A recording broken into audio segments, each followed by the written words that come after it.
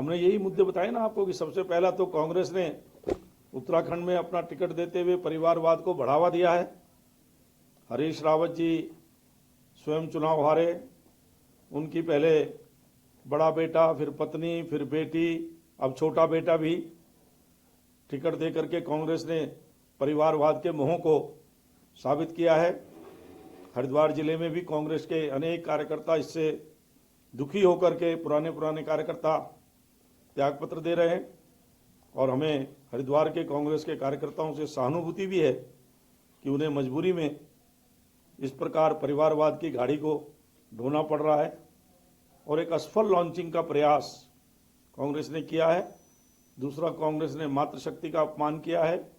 उत्तराखंड में एक भी मातृशक्ति को उन्होंने प्रतिनिधित्व के लायक नहीं समझा, कोई टिकट नहीं दिया, जबकि भारतीय जनता पार्टी मातृशक्ति का निरंतर सशक्तिकरण कर रही है। हमने सेवाओं में 30% आरक्षण, क्षैतिज आरक्षण मातृशक्ति को दिया है। हमने 50% आरक्षण त्रिस्तरीय पंचायत में मातृशक्ति को देकर उसको सम्मान किया है। हमने नारी शक्ति वंदन अधिनियम पारित करके लोकसभा और विधानसभा में 33% महिलाओं के आरक्षण का मार्ग प्रशस्त किया है।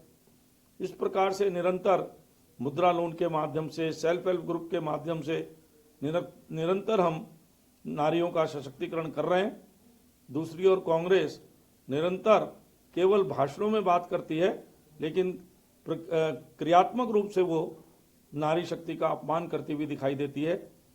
तीसरा, इलेक्ट्रल बॉन्ड का हमने विषय रखा है कि 20,000 करोड़ के जो इलेक्ट्रल बॉन्ड बिके हैं उनमें से भारतीय जनता पार्टी को 6,000 करोड़ मिला है, जबकि 303 हमारे सदस्य हैं, 17 राज्यों में हमारी सरकार है और दूसरे दलों को, कांग्रेस को 1600 करोड़, तृणमूल कांग्रेस को 1400 करोड़, अन्य सभी दलों को मिला है जिनकी उतनी राजनीतिक ताकत भी नहीं है, उनकी सदस्यता उतनी नहीं है, उनकी केवल एक राज्य में सरकार है, सांसद भी उनके बहुत कम है। तो इस प्रकार से जो एक वितंडवाद करने की कोशिश हो रही है वह बिल्कुल पूरी तरह से नकारे जाने योग्य है। एक अच्छी मंशा से लाया गया इलेक्ट्रल बॉन्ड था। अब आगे चल के राजनीति में पारदर्शिता रहे और काले धन का प्रभाव न बढ़े तो नई सरकार उसके बारे में विचार करके नया कानून लाएगी। और भी कोई अन्य तरीके कहा है और वो तरीके खोजे जाएंगे। जब सरकार बनेगी उसके बाद ही सबकी सहमति से वो तरीके खोद करके नया कोई कानून आएगा। इस प्रकार से कांग्रेस ने जहां परिवारवाद को बढ़ावा दिया है, उत्तराखंड में हरिद्वार के टिकट इस बात को बताता है, वहीं मातृशक्ति का अपमान किया है। देवभूमि में किसी भी मातृशक्ति को उन्होंने प्रतिनिधि के लायक नहीं समझा, ये कांग्रेस ने मातृशक्ति का अपमान किया है। और इलेक्टोरल बॉन्ड के माध्यम से भी जो कुछ है वो सबके सामने है। किसी भी प्रक्रिया में कहीं पर भी कोई इस प्रकार का नहीं है कि हमारी पार्टी ने कोई अतिरिक्त लाभ उसका लिया हो। जितना हमारा जन समर्थन है, जितने हमारे एमपी हैं, जो हमारी पार्टी की छवि है, उसके हिसाब से और बाकी दलों के पास जो ताकत है, जितने उनके जनप्रतिनिधि हैं, जितना उनका वोट प्रतिशत है, जितनी उनकी शक्ति है, उनको उससे ज़्यादा मिला है, हमको उससे कम मिला है। इतना ही निवेदन मुझे आप सबके सामने रखना है कि आपके माध्यम से सही चीज़ें जनता के बीच में जाए। यही मेरा निवेदन है। जवाब देना चाहिए कि उन्होंने लिया क्यों।